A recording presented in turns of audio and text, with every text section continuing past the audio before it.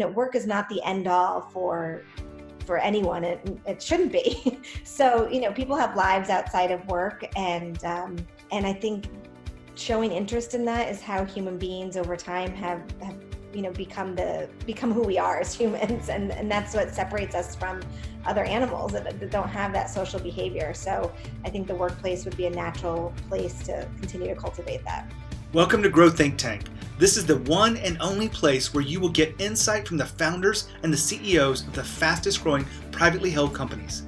I am the host. My name is Gene Hammett. I help leaders and their teams navigate the defining moments of their growth. Are you ready to grow?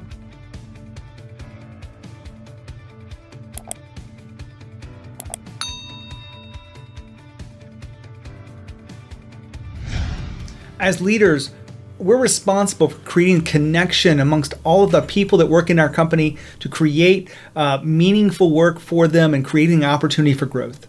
Now, in order to do that, we must really be in touch with being an empathetic leader. What that means is really being able to understand what an individual is going through and being able to connect with them, making sure they feel appreciated. Now, you've probably heard this before as a leader, but if you want to grow your company, if you want to be a great leader, you want to have a high level of empathy. And it's probably one of the number one skills that you can develop as a leader that allows you to create that connection between your employees. Well, today we have a special guest. We have the founder and CEO of Raddish Kids. They were number 362 on the Inc. list. They grew it over 1,200% in 3 years to almost $9 million in revenue. That founder is Samantha Barnes. Samantha shares a lot of her insight of being a first-time leader, growing a company fast. Yes, I said that right, first-time leader. And she's grown this business incredibly fast. She's made a huge pivot in the middle of it, and all of that to be where she is right now, creating a place where people love to come to work, where people are really engaged and they're really helping think through what the next version of this company looks like. So in this interview today, we're going to be looking at the role of empathy. We're also going to be looking at the parallels between being a parent and being a leader. Thanks for tuning in here to Grow Think Tank. Really excited about sharing this with you. And before you run, I have done so many interviews in the last few weeks. I have such an exciting time to share with you that those interviews have been organized into the 12 core principles of fast growth companies. So all you have to do to get that is go to genehammett.com/worksheet. So you can get the 12 principles, and I've been able to go in there and find which episodes will align to each individual episode. When you subscribe to Grow Think Tank, you will find exactly what you need so that you can move forward. And many of them haven't been published yet, depending on when you're hearing this, but you can tune in to the date that means the most to you. So here's the interview with Samantha Barnes. Hi, Samantha. How are you? I'm great, Jane. How are you? I'm fantastic. I'm excited to talk to you about leadership and about the growth of your company and some of the lessons you've learned in this journey. Tell us a little bit about Raddish Kids. Yeah, well, thanks for having me on, Jane. Raddish is a cooking subscription kit for kids and families. Our mission is giving kids confidence in the kitchen and beyond. And so we package up a thematic kit every month that has illustrated recipes, activities, a culinary tool, a patch for a child's apron, and it gets everyone excited about being in the kitchen and cooking and eating together. I love the idea. I know you guys sent me a sample box, and during the holidays, we looked at it and really excited about some of the things that were going in there. Where did you get this idea?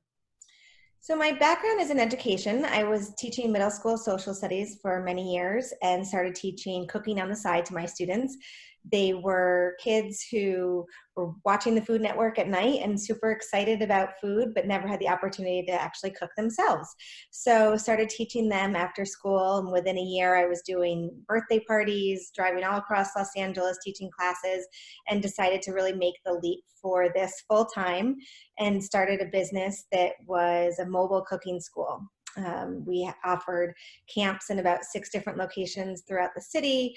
We ran after school programs in lots of different schools, and it was a really thriving business. But it was a logistical challenge. I had instructors that lived all across a very vast city. I had classes and clients all across a very vast city. And I knew that I wanted to scale the business, and I knew I couldn't scale it sending people in their own cars, out everywhere. So I had the idea to basically package all of our great content, our recipes, our, tips and skill tricks for teaching kids to cook, and package it up and send it out to kids and families across the country. And what that did is it brought people together in their own kitchens. It brought the cost down. Certainly it was cheaper than signing your child up for a private cooking class. And it allowed parents to come together and cook and eat together. Well, I appreciate that. I'm sure all of us have been through pivots in our business, what we originally set out to do and how it evolves. You realize maybe you've got to change it. So that's exactly what you and your team have done. We're going to talk about leadership today. And when we were talking a few weeks ago, we were really looking at your style of leadership. And you had mentioned how empathetic it was and the role of empathy inside of business and leadership. What's your perspective on empathy? I think empathy is the core of everything we do and have as people. And so thinking about another person's perspective and experience, their emotions, where they're coming from sort of holistically on a macro level, how they were raised and who they present to be. And then on a sort of a micro level, what happened to them that morning when they woke up and what was their sort of trials getting to work that day, and kind of taking all of those characteristics of an individual and sort of seeing that through your lens and sort of understanding somebody through all of those pieces, I think is sort of how people should approach leadership, but just sort of anything they're doing, really. Hold on for a second. Samantha just talked about empathy. Now, you probably know what it is because you've heard this many times before, but let me just share with you some of the research around what I've seen with fast growth leaders. They truly do embrace this whole aspect of empathetic leadership. They understand that each person is an individual. They understand the personalities of those people, how they work different, how they learn, and where they're going, and what's meaningful to them. This ability to be empathetic allows you to create the connection and understanding that employees need and want to feel understood and feel valued. Now, as a leader, you develop that skill with intention, not just because it happens to happen or you do it because you all of a sudden get good with people. You do it out of intention, just like anything else that you want to master.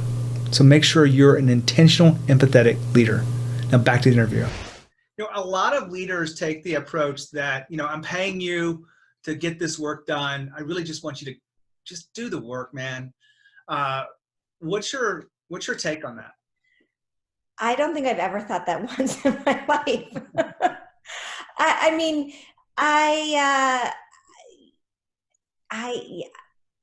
Yes, I'm paying people to get a task done, and I do believe that when you say it like that, that makes sense. But in a big picture standpoint, they're there to contribute to the overall mission of the company. And so that is how I expect somebody to sort of have that mindset. And it's more broad speaking, I think. Well, I don't know if it's your teacher background or maybe it's your mothering capabilities that you bring into the professional world, but you had mentioned something, and I've been having this thought for a long time, that being a great leader is a lot like being a great parent. What are some of the parallels that you've seen in your own journey?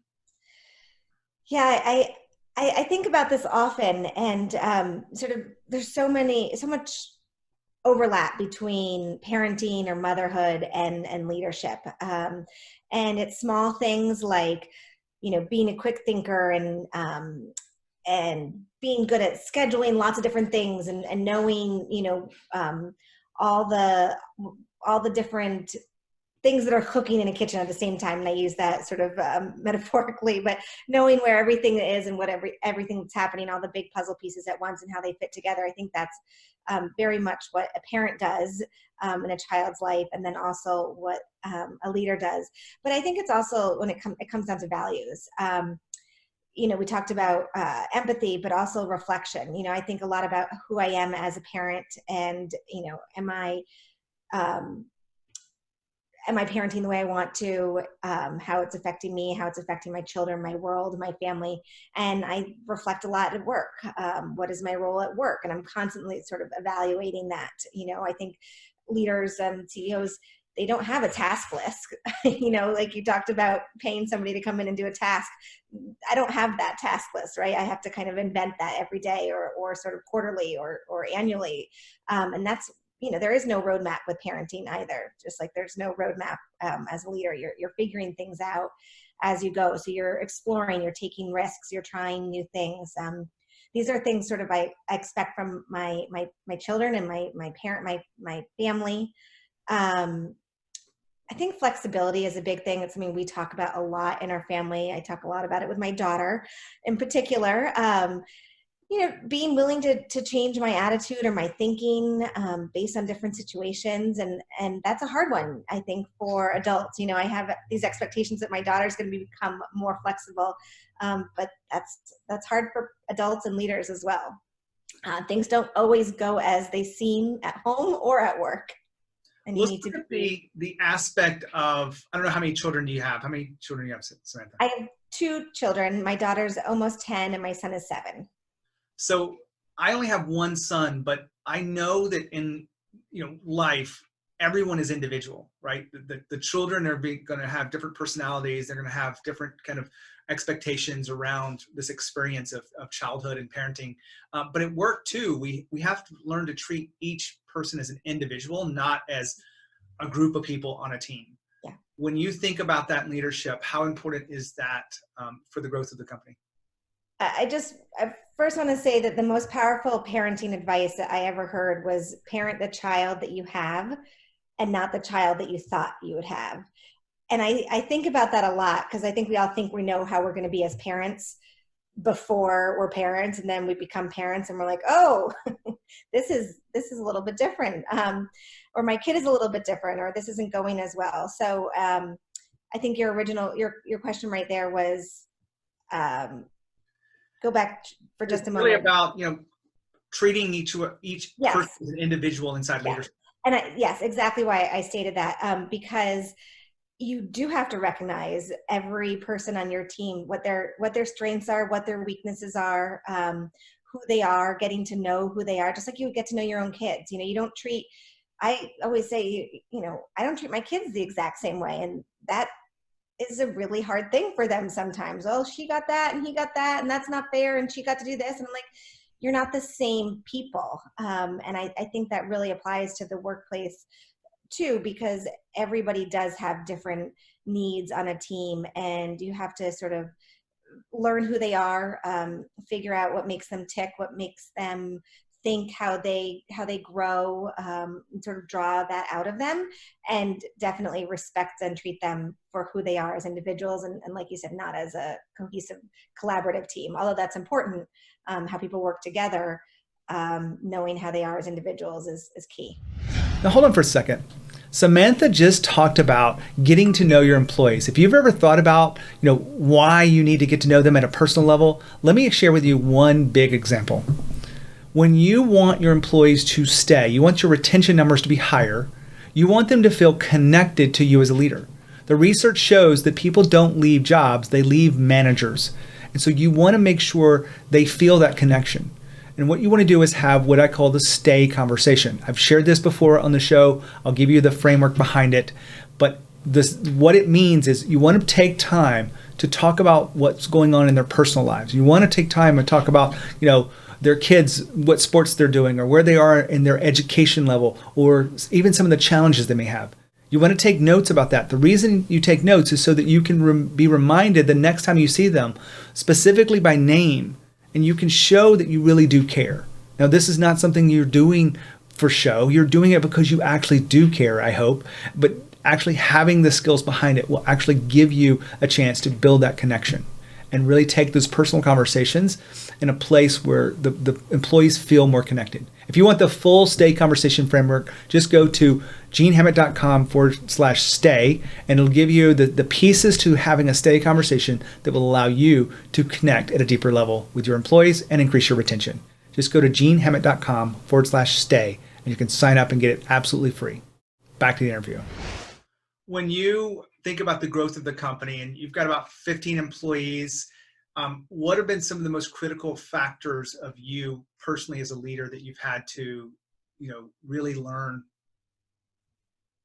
I Well, first of all, I want to say that I haven't really worked in a company other than my own. And I think that brings a pretty unusual perspective to running a company.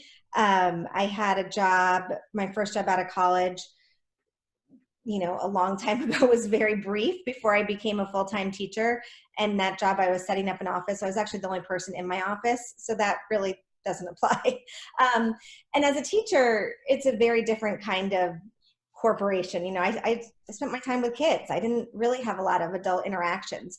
So when I was developing sort of the culture and the style of how I would lead and what our company would sort of look like, I did it based on what seemed to make sense to me. The type of organization I would want to work in was the type of organization I created.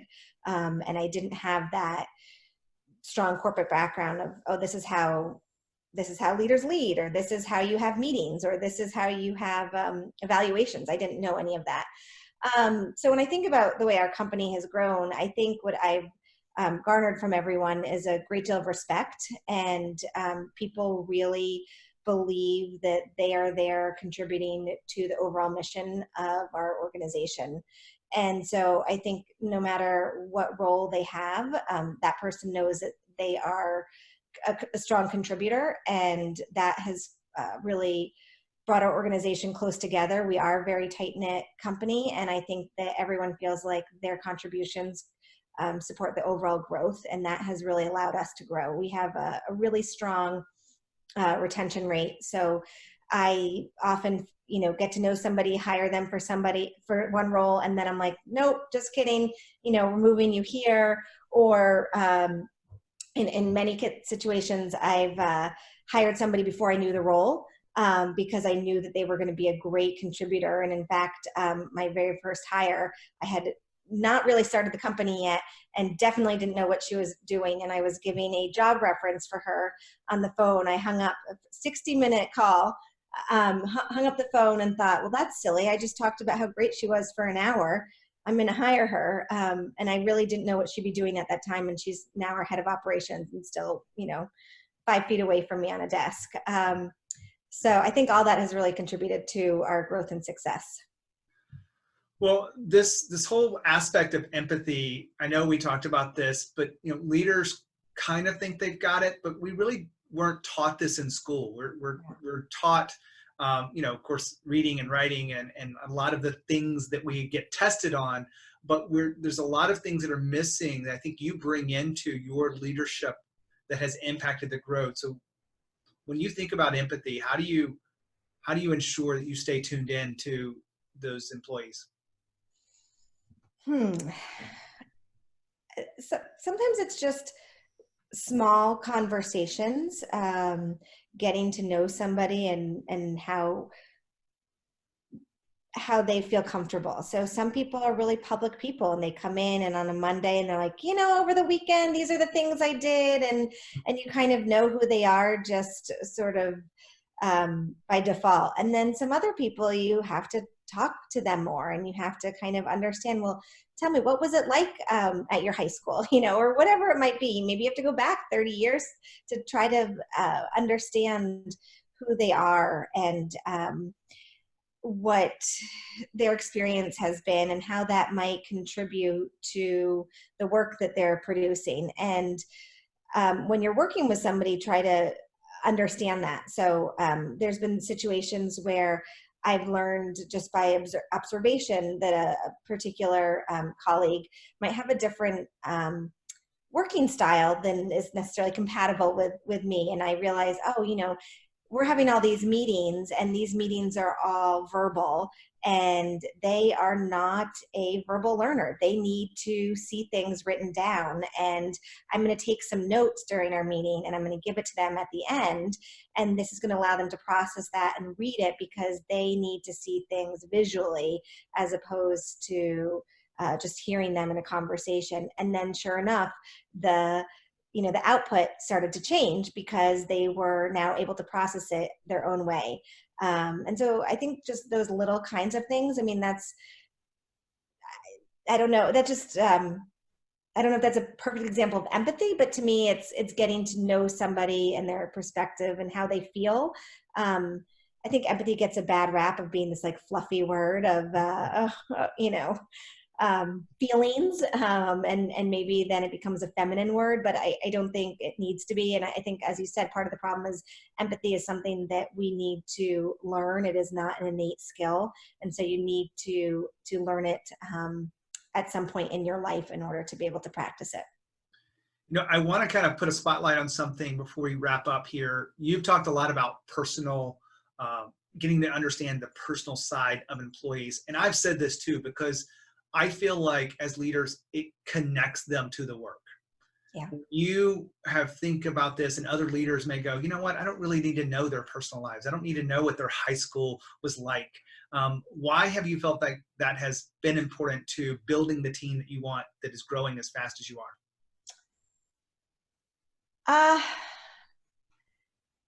I think it's important because